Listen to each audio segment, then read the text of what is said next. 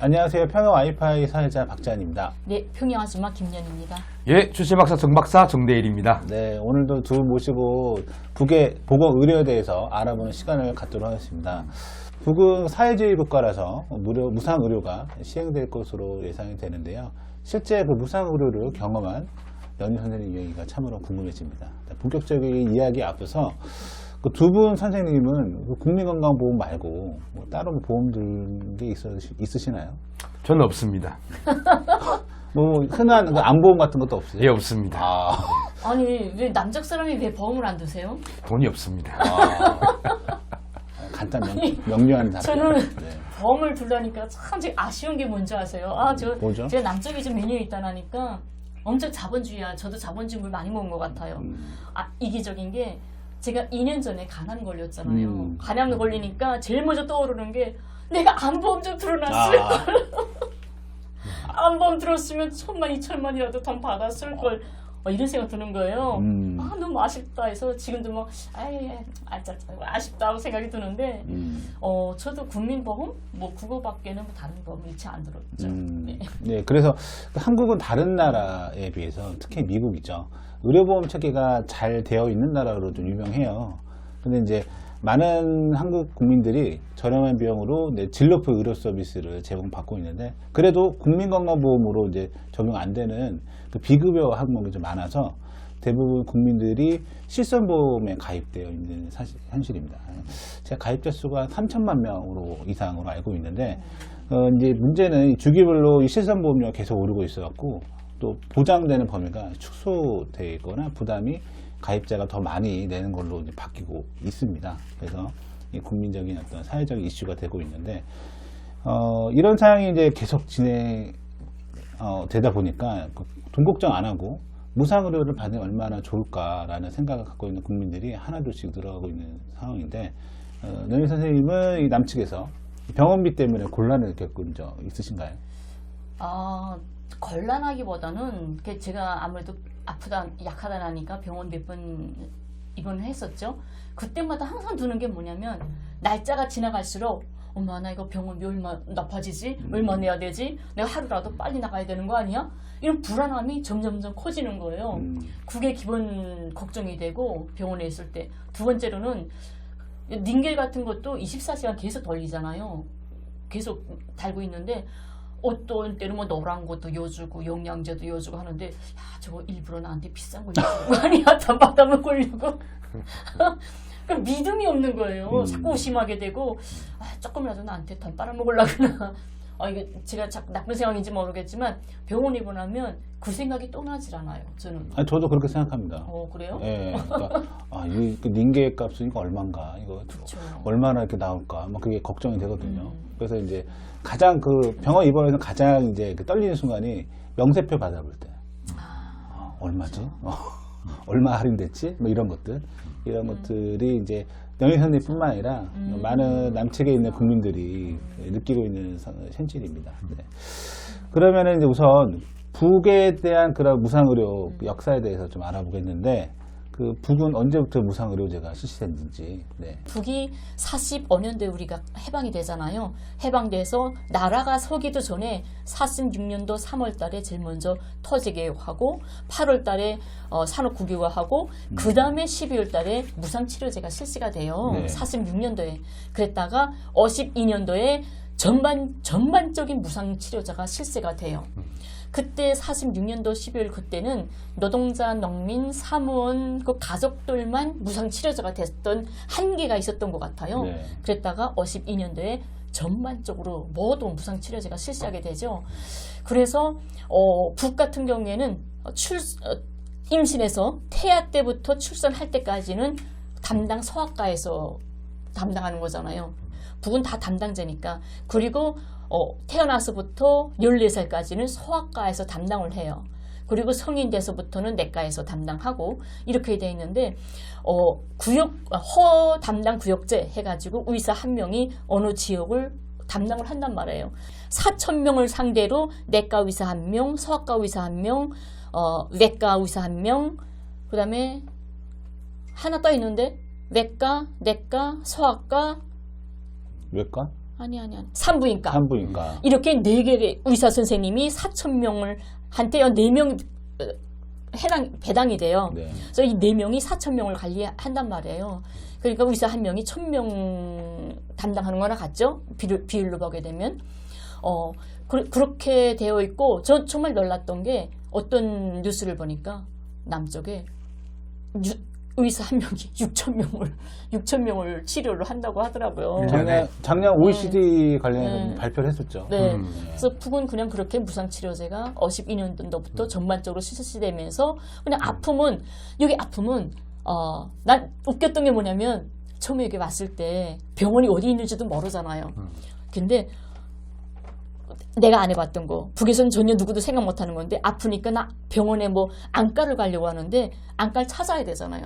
인터넷에 이 주변에 안과 병원이 어디 있을까를 찾아야 되잖아요. 그걸 찾아가지고 어디 있더라고. 그래서 그게 아직 길도 잘 모르는데 네이버 보면서 찾아갔어요. 찾아갔는데 얼마 전에 그 건물에 있던 안과가 부도나서 없어진 거예요. 그래가지고 황당해서 또다시 안과를 주변에 갔단 말이에요.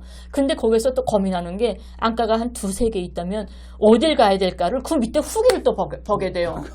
빨간 사람들이 뭐라고 썼는지. 후기 정말 중요합니다. 네네. 네. 그래서 그런 게 좀 우리하고 다르더라고. 사실 이제 그런 리뷰가 네이버 리뷰를 이제 많이 보고 이제 찾아가는데, 그 리뷰가 낮게 되면은 아무래도 이제 의료 서비스의 질을 걱정하기 때문에 이제 리뷰를 많이 보거든요. 같은 돈을 내는데 의료 서비스를 높은 수준에서 서비스를 받기 원하는 거잖아요. 예, 그거는 남측도 그렇고 북측도 같다고 생각하는데, 그런 부분 때문에 리뷰를 많이 보고 있습니다.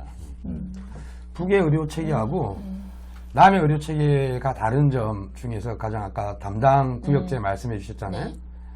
그러니까 이 담당을 하고 있는데 농촌에서 한 500명 정도 의사 선생님이 담당해야 되는 인구수가, 도시는 아까 말씀하신 때는 4,000명 정도.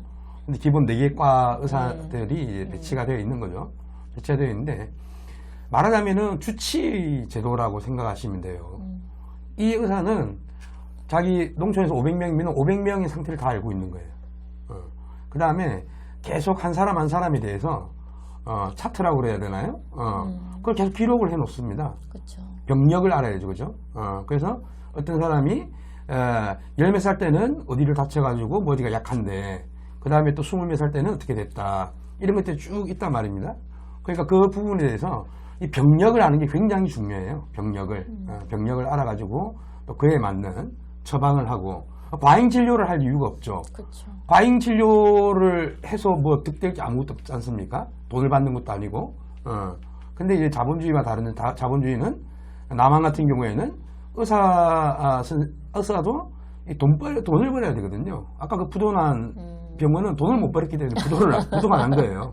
그 돈을 많이 벌려고 하면은 어쩔 수 없이 안 써도 되는 약도 처방하고, 좀 더 비싸게 하고, 뭐 수술 같은 것도 뭐 안 해도 되는 것도 우리 한번 수술합시다라고 이야기하고, 그래서 자꾸 과잉 진료가 문제가 되는데, 그런 부분이 없다는 점이 남과 북의 또 차이라고 생각할 수 있겠습니다. 5년 전 개원한 옥류아동병원. 돌도 안 된 아이가 흉부 절개 수술을 받을 정도로 의료 수준이 높습니다. 우측 흉부절개도 그래서 이거 싹 없어지면 이거 상처 보이지 않습니다. 평양시내 중심 병원들은 상당한 의료 시설을 갖춘 것으로 보입니다. 시설 면역 이런 면에서는 남쪽에 있는 어떤 병원과 비교해도 그 상당한 수준의 어떤 진료들을 하고 있다라고 판단이 됩니다. 북한은 전산화와 함께 원격 진료를 강조하고 있습니다. 해당 그 병원에서 이런 환자가 있다, 치료가 안 되는 환자가 있다, 저희를 우려해 온단 말입니다. 그럼 해당 병명에 따라서 그 가선생님이 나와서 환자를 직접 보면서 치료 대책을 세웁니다.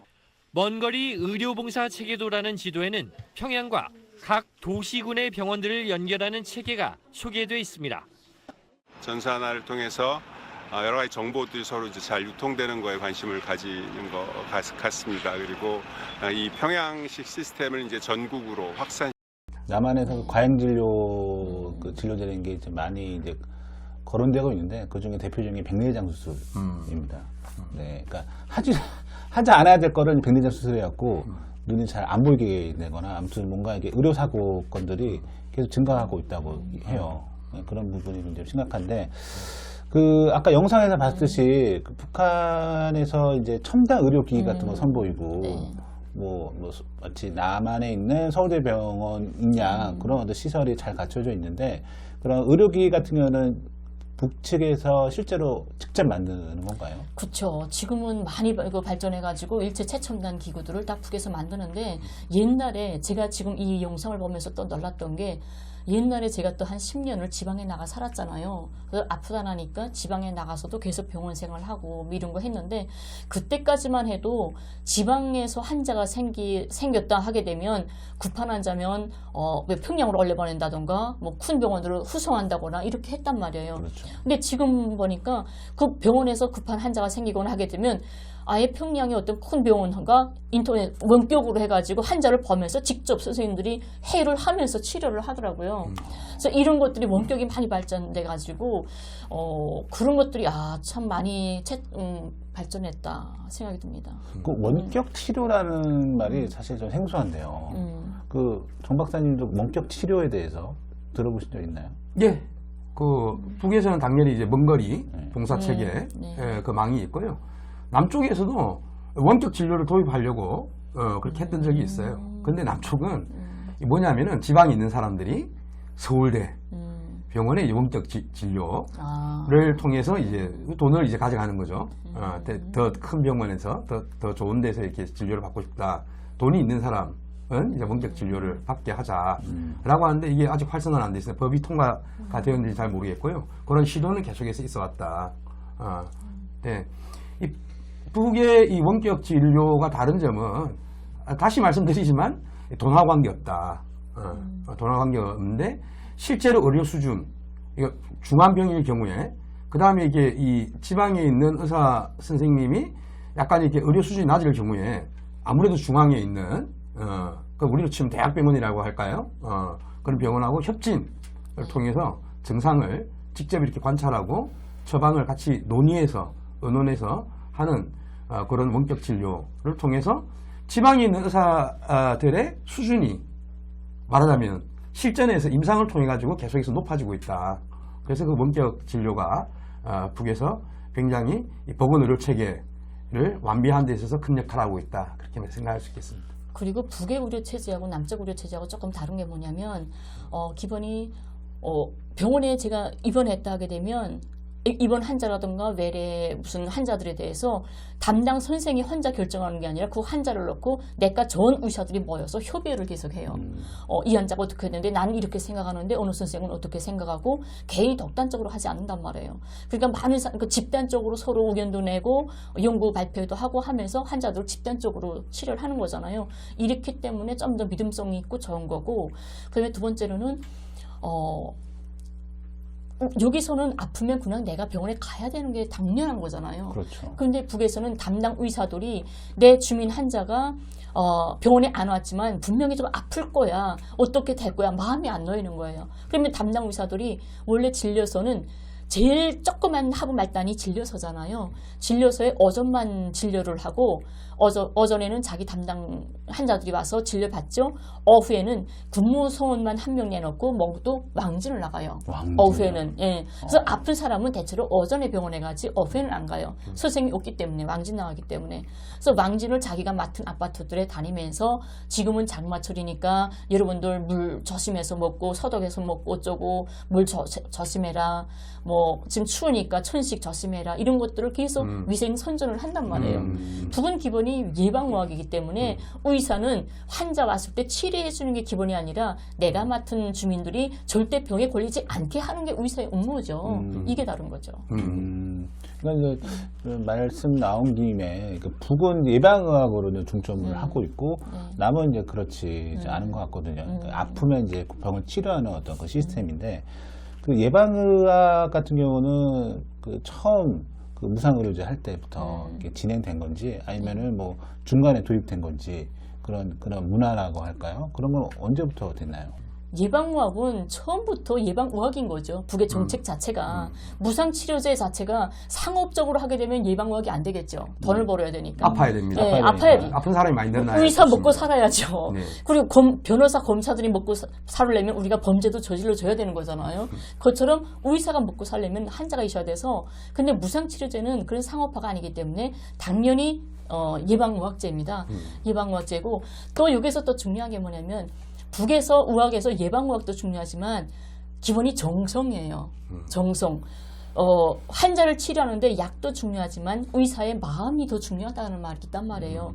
그래서 나도 참 어떤 때는 막 짜증도 내고 했는데 남편이 대학병원 의사잖아요. 김책공대. 근데 김책공대라는 게 90%가 지방 학생들이 기숙사생이란 말이에요. 근데 지방에서 왔으니까 부모 품 떠나서 공부하는데 아무래도 아프면 서럽잖아요. 근데 남편이 자기가 담당한 환자가 입맛이 없어서 밥을 못 먹는데요. 그러면서 나보고 지금 매기탕을 끓여라는 거예요. 걔가 매기 먹고 싶어 한다고. 그래서 제가 진짜 몇 번을 해다 줬어요. 매기탕도 끓여다 주고 대동강 숭어국도 받아다 주고 이러면서 출근길에 그 환자한테 갖다 주고 그리고 오고.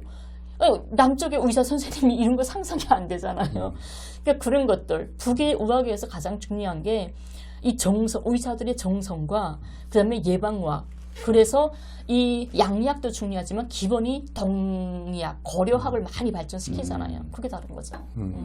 이제 그게 이제 한 나라 종합 인술인데 사실 이제 이 남한에서는 인술을 경험하기가 하늘의 별따기거든요. 그러니까 뭔가 이제 내가 아픈데 아픈 이유에 대해서 설명 들으려면은 욕먹을 각오를 해야 돼. 뭐 3분 이상은 안 돼. 그러니까 굉장히 이렇게 그러니까 인술을 펼치시는 의사분들도 물론 있지만은 그렇지 않은 경우가 지금 많기 때문에 그런 이제 연희사님 얘기하신 그런 얘기가 생소하면서도 좀 놀랍기도 하고 그렇습니다. 네. 자, 려인 선생님 어머님이 의사셨죠? 네. 남편분도 의사셨고. 네. 그래서 북의 의료 수준을 아까 영상에 보셨듯이 보면은 남측과 비슷하거나 그런 것 같아요. 네. 그래서 실제로 북의 의료 수준과 남쪽의 의료 수준을 이렇게 경험해 보셨는데 그 차이점이라든지 뭐 특이할 만한 그런 게 있을까요? 그런 제일 큰 차이라고 보면 북은 사람이 치료를 하는데 남쪽에서는 기계가 사람을 치료한다? 기계가? 네, 그냥 그런 생각이 들었어요. 정성은 1도 없고 그냥 돈 주고 받는 관계인데 기계를 사용해서 한다. 그렇게 볼 수 있겠네요. 북에 가면은 그 병원에 들어가지 않습니까? 병원에 들어가면은 항상 가장 잘 보이는 곳에다가 딱 액자에 걸려 있는 게 두 글자가 정성입니다. 정성. 정성이고. 그 다음에 모르시는 분들을 보시고 또 이게 헷갈릴 수가 있는데 옆에 보면은 진료표 딱 해가지고 엑스레이 얼마, 뭐 하는데 얼마, 무슨 검사 얼마 다 써져 있습니다. 그래서 그걸 보고 돈 받는구나. 가 아니라 무상이라고 했지 않습니까? 무상의료인데 실제로 이걸 하는 데는 돈이 이만큼 드는데 이것이 무상이다 라고 하는 것을 이 환자들도 아시라. 나라에서 국가에서 책임지고 무상의료를 하는데 거기에 대해서 사실은 들어가는 비용은 이러하다라는 걸 이제 알려주기 위해서 그런 진료 차트 종목마다의 가격이 매겨져 있는데 그걸 보시고 돈을 저렇게 받는구나 라고 착각하지 마시기 바랍니다. 네. 제가 북에서 입원했을 때 6개월 동안을 간에 복수 와서 6개월 입원해 있었단 말이에요. 남쪽 같으면 어느 집에 주부나 가장이 6개월 입원하면 집이 경제가 흔들리잖아요. 망합니다. 근데 우리는 6개월 내가 병원에 입원해 있다가 나왔어도 아무런 영향이 없는 거예요. 누구도 아무것도 흔들리지 않아. 나도 돈 1전 한 푼 내고 온 것도 없고.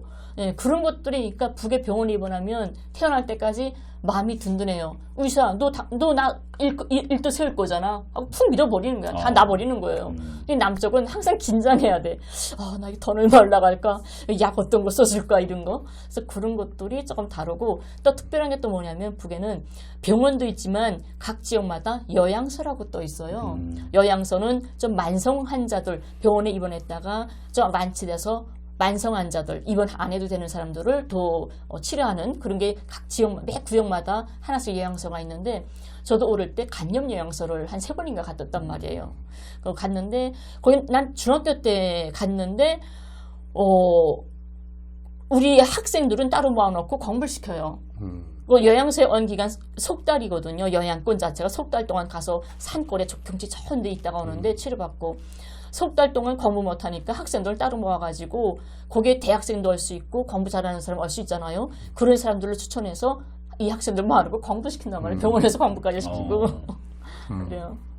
병원도 그렇고 약간 기숙사 느낌도 나고 그러네요. 좀 요양소가 또 이렇게 그런 역할을 네. 한다니까 되게 또 신선한데, 자, 오늘은 그 북의 보건 의료에 대해서 이제 전반적으로 알아보는 시간을 가졌고요.